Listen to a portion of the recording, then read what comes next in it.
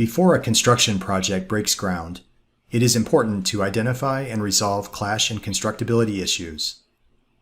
The Model Coordination module provides automated clash detection features to help you quickly identify coordination issues for models hosted on Autodesk Docs. In the Settings area of Model Coordination, you can designate one or more folders in Docs to be used as coordination spaces. Clashes are detected automatically when you add models to those folders. You might create multiple spaces to represent distinct areas of a project or separate teams. Clash results are displayed in an intuitive matrix, helping you quickly identify, locate, and group them to prioritize your work. Your teams no longer need to wait until their next coordination meeting to view the latest changes and move the project forward.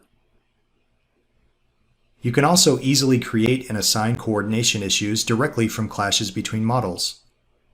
You can then track those issues across the project team to ensure accountability and resolution.